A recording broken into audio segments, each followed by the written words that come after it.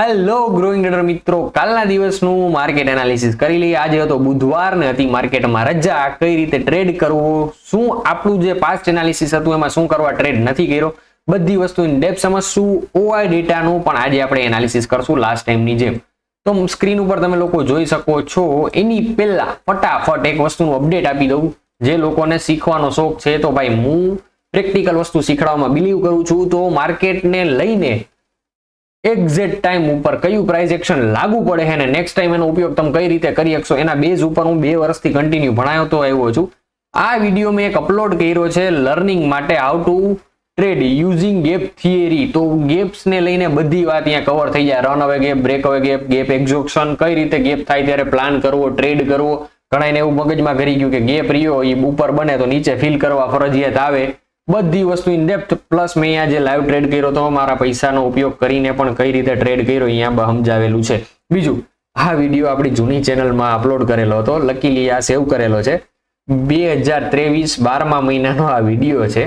બરોબર, મારી બહુ જૂની યાદ છે એટલે ખાસ કરીને જોજો, લાઈક સબસ્ક્રાઇબ કરજો. 316 સબસ્ક્રાઇબર છે, 400 પહોંચાડી દો નવેમ્બર મહિનામાં. બહુ મિનિમમ મેં ડિમાન્ડ કરી છે તો કરો, કારણ કે અહીંયા ચેનલમાં સબસ્ક્રાઇબર વધશે તો સર્ચ કરીને તમારો ભાઈ ગ્રોઈંગ ટ્રેડર ગુજરાતી તમને પાછો સ્ક્રીન ઉપર જોવા મળી જાય. વાહ, 5000 ઓલમોસ્ટ સબસ્ક્રાઇબર કમ્પ્લીટ થવાના હતા, ની ચેનલ આપણી ડિલીટ થઈ ગઈ છે. કાંઈ વાંધો નહીં, આપણે ઓઆઈ ડેટા જોશું અને સાથે સાથ પ્રાઇસ એક્શન પણ આજે ભણશું.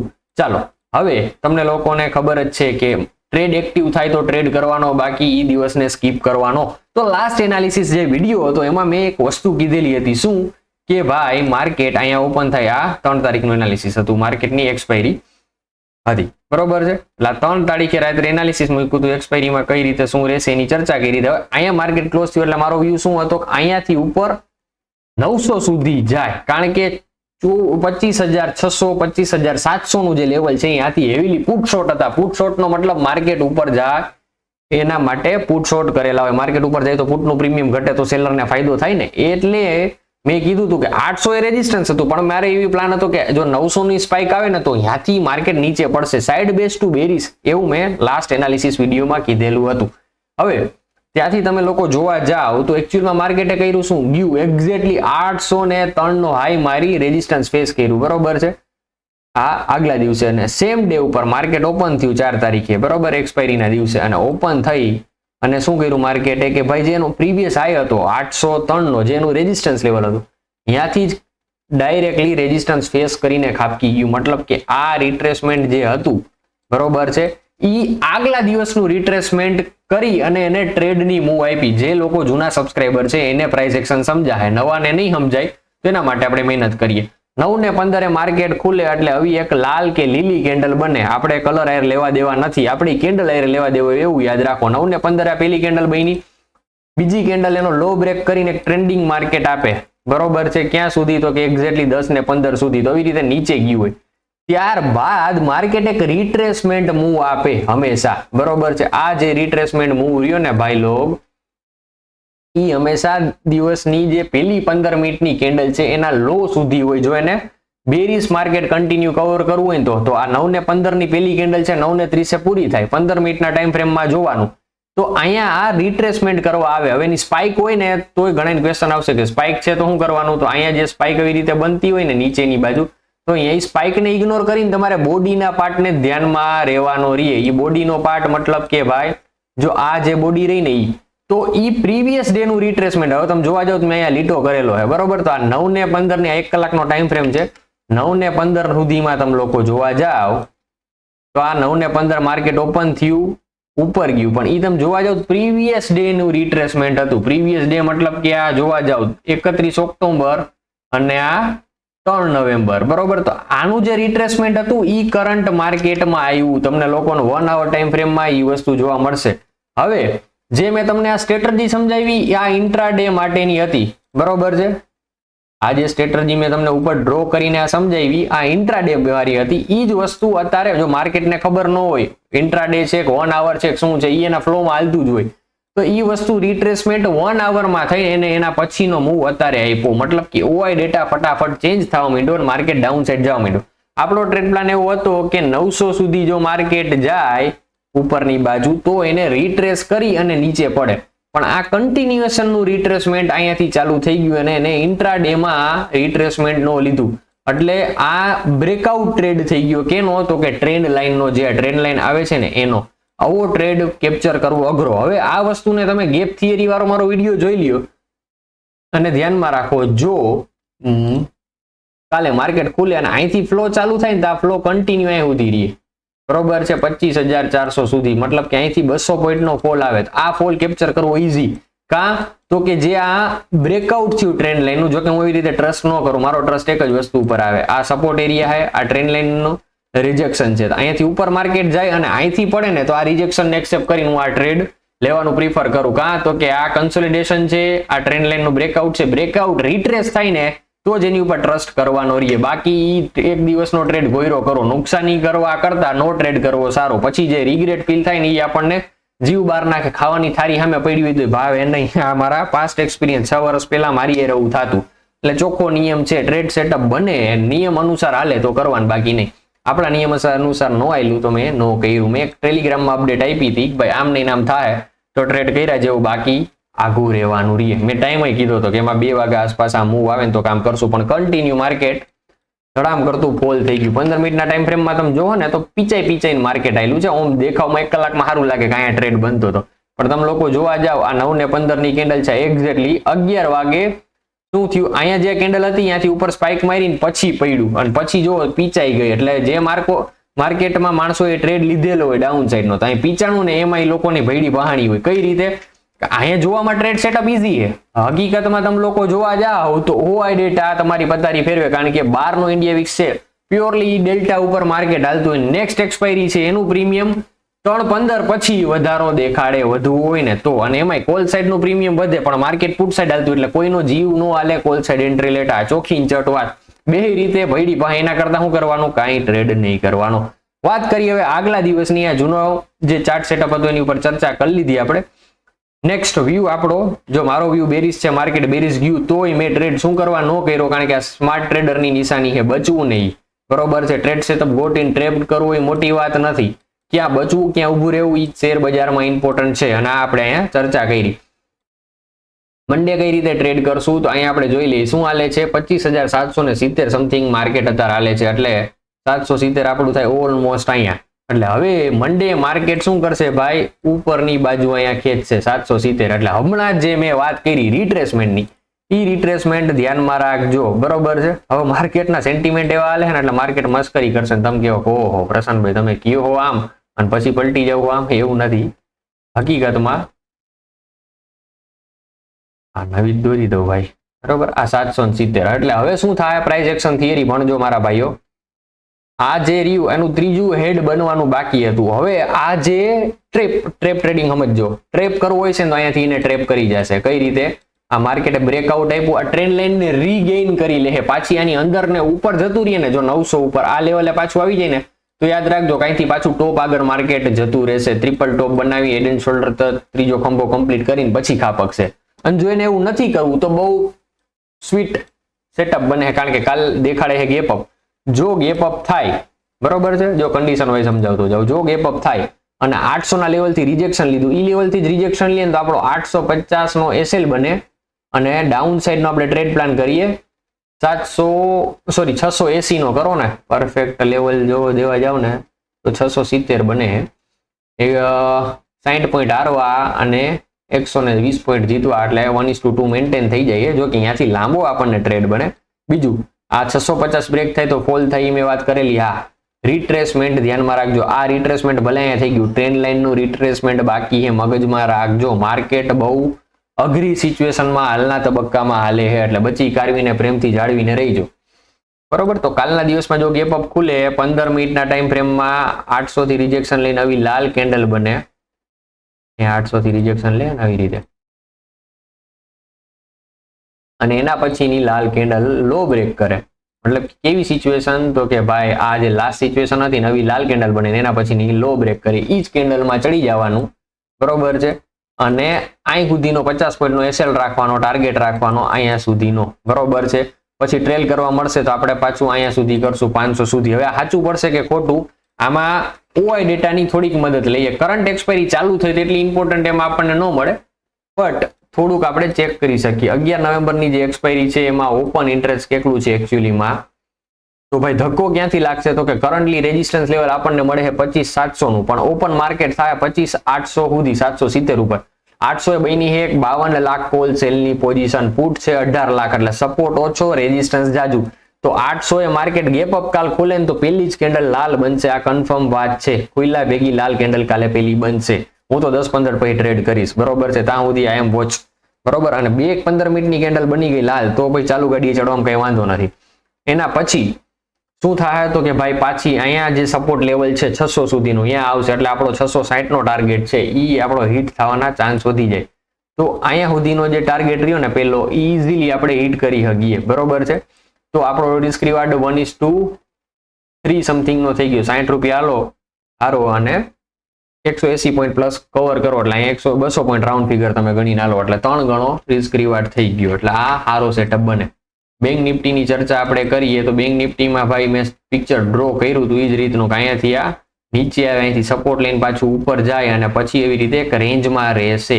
તો આ રેન્જ બની છે એ બેંક નિફ્ટીને સાઇડ બેઝ કરે, કારણ કે પીએસયુ બેંક સ્ટ્રોંગ છે, સરકારી બેંક્સ જે બધી રહીને કેનેરા બેંક, એસબીઆઈ સ્ટ્રોંગ છે, એસબીઆઈ નું રિઝલ્ટ એ સારું આવ્યું એટલે કાલે બેંક નિફ્ટી પોઝિટિવ જોવા મળશે. હારો નિફ્ટી ઓપન થાય એટલે બેંક નિફ્ટી કાલે 350 થી 400 પોઈન્ટ અપ જોવા મળશે, 58,200 આસપાસ જોવા મળશે. ઈ રહેશે સાઇડ બેડ એટલે બેંક નિફ્ટી કરો ઇગ્નોર.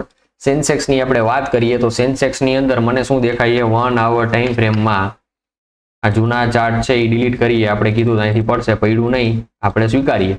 સેન્સેક્સ ની અંદર મેજર સપોર્ટ છે ડે ટાઈમ ફ્રેમ ની અંદર 1 આવર ટાઈમ ફ્રેમ થી કન્વર્ટ કરીને જોઈએ એક્ઝેક્ટલી ઇમ્પોર્ટન્ટ લેવલ આ છે. અને જો ઉપરથી નીચેની બાજુ ખાપકે તો રેઝિસ્ટન્સ લેવલ રિટ્રેસમેન્ટ માટે કયું બને, જો કે રિટ્રેસમેન્ટ થઈ ગયું પછી સેન્સેક્સ પડે તો 84,000 નું છે. સેન્સેક્સ ની એક્સપાયરી મે બી કાલે હોઈ શકે, હું સેન્સેક્સમાં ટ્રેડ નથી કરતો. તો જો સેન્સેક્સ અહીંયા ઓપન થાય અને અહીંયાથી 84,000 નું રેઝિસ્ટન્સ લેવલ ફેસ કરે તો પાછો અહીંયા નીચે સેમ લેવલ સુધી આવી જાય. એટલે આનું એક અપડેટ આપીશ, હવેથી તમે લોકો એમાં ટ્રેડ કરતા હોય તો આપણે એમાં એનાલિસિસ કરતા જશું, નો ડાઉટ. આમાં 600-650 પોઈન્ટ ડાઉન સાઈડ આપણને મળી શકે, આ લાઈવ માર્કેટમાં આપણે ચેક કરશું, બરોબર. ચાલો હવે ગોલ્ડ સિલ્વર ની વાત કરી દઈએ. સિલ્વર છે તેજીમાં 1 આવર ટાઈમ ફ્રેમ આપણે ટ્રાય કરીએ એવી સિલ્વરમાં ને આ બધી વસ્તુમાં કે ડે ટુ ડે બેઝ ઉપર આપણે કઈ રીતે આનો વ્યૂ કરીએ, કારણ કે આમાં એને મારા વ્યૂ બહુ મોટા આવે છે. હું એવી પોતે કોશિશ કરું છું, આઈ એમ નોટ એક્ટિવ ટ્રેડર, બરોબર છે, ગોલ્ડ સિલ્વરમાં ને એમાં, બરોબર. હું અને ઘણા લોકો કોલપુટમાં આમાં ટ્રેડ કરે, હું તો ના પાડું, કરાય નહીં, બટ ડે બેઝિસ ઉપર આમાં કઈ સાઈડની મુવમેન્ટ આવે એ આપણે લોકો ટ્રાય કરતા જઈએ. તો સિલ્વર ચોખ્ખું ને ચટ પ્રાઇસ એક્શન બેઝ ઉપર, આમાં બીજી કઈ વસ્તુ કામ ન કરે, એક જ વસ્તુ કામ કરે, પ્રાઇસ એક્શન. તો આમાં એક જ પેટર્ન દેખાય, હેડ એન્ડ શોલ્ડર પેટર્ન. હવે આપણને આજના દિવસમાં રાતે ક્યાં બંધ થાય શું બંધ થાય એની નિસ્બત નથી. કાલના દિવસમાં આપણને ત્રીજી દેખાય છે 2 લેવલ્સની, બરોબર છે. મને અહીંયાથી જો અત્યારે લોંગ થાવ તો આમાં મારો સ્ટોપ લોસ રહીએ 3,000 પોઈન્ટનો, પણ આઈડિયલી સિલ્વર જેવી વસ્તુમાં 2,000 પોઈન્ટની મુવમેન્ટ બહુ નોર્મલ હોય, તેમાં 2200 પોઈન્ટ 44,800 નો સ્ટોપ લોસ રહી અને આમાં ટાર્ગેટ લોંગ. જો આમાં હે ને 15 દિવસના જ વ્યૂ પકડવા પડે, ડેલી બેઝિસ ઉપર આ વસ્તુમાં કેવું કે કડી અડીને છૂટા થઈ જાવ એવું છે. અને આ બધી વસ્તુ ટ્રેડ કરવા કરતા ભાઈ ફોરેક્સમાં ગોલ્ડ ટ્રેડ કરવું બહુ સારું રહે મારા વ્યૂ મુજબ. પણ ઘણા લોકોને શોખ હોય અને આયરો હું એનાલિસિસ કરતો જાઉં, હું ટ્રેક કરી શકું ને આ વસ્તુ, તો એના માટે એની ઉપર ચર્ચા કરી લઈએ. તો 2 વ્યૂ છે, 8,000 રૂપિયા સિલ્વરમાં ભાવમાં વધારો આવશે, પેલા 1,50,000, અહીંયાથી આનું બ્રેકઆઉટ થયું છે એવું તમે સમજીને હાલો, કારણ કે હેડ એન્ડ શોલ્ડર પેટર્ન છે, છેલ્લે કાંઈ નહીં 1,50 અડવા આવશે, 1,50 અડે ને ભાઈ તો આપણને અહીંયા મળી જાય 1:1, સમજાણું. આપણે તો અહીંયા 1:4 ને 1:4 સમથિંગ કરવાની ઈચ્છા ધરાવીએ છીએ. એટલે અહીંયાથી 1,47,500 થી ઉપરની બાજુ ખેંચે એટલે પેલા 1,50 નો ટાર્ગેટ છે, પછી 1,51 ને પછી 1,55 અને એના પછી ગેપ છે, પણ એટલું નથી ખેંચવું અત્યારે, એટલું ખેંચો ને, બરોબર. આ ડેલી બેઝ ઉપર આને ટ્રેક કરશું, જોઈશું કઈ રીતે શું બને છે, બરોબર ને. હાલો ગોલ્ડમાં શું વ્યૂ છે ભાઈ, ગોલ્ડ ને સિલ્વર બે માસીને મામાના દીકરા. ગોલ્ડમાં 22,000 ઉપર જાય તો એક 3,000 રૂપિયાના એસએલ થી ટાર્ગેટ આમાં બની શકે 8,000 પોઈન્ટનો, સેમ ગોલ્ડમાં પણ બરોબર, એનો 1:1 1 ને 24 થઈ જાય.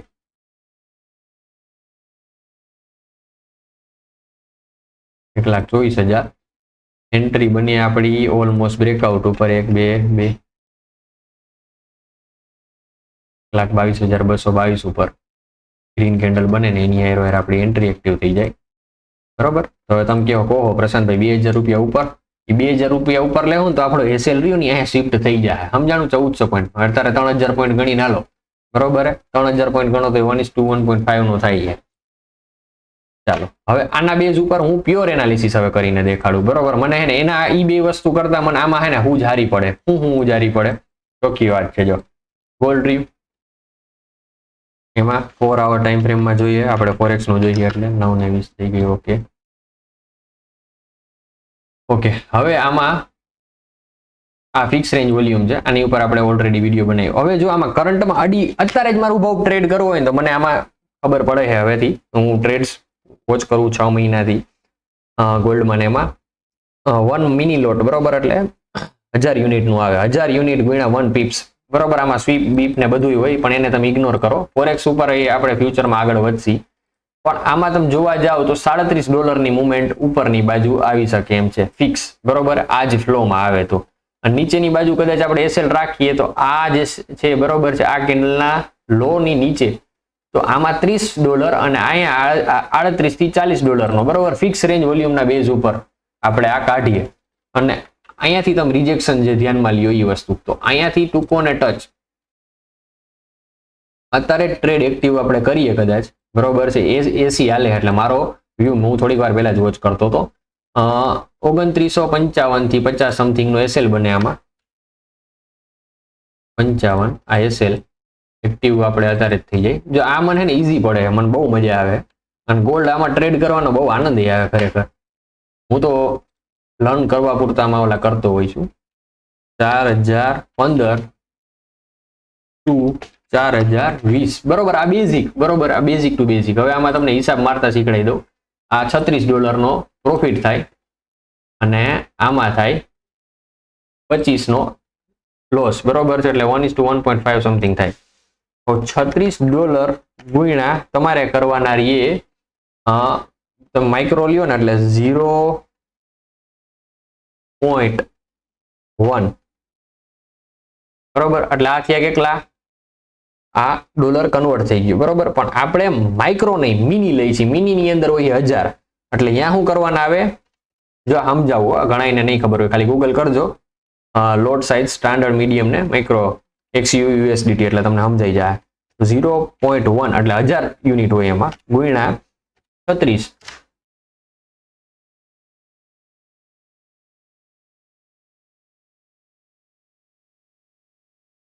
હા, 0.1 એને ગુણ્યા 1000.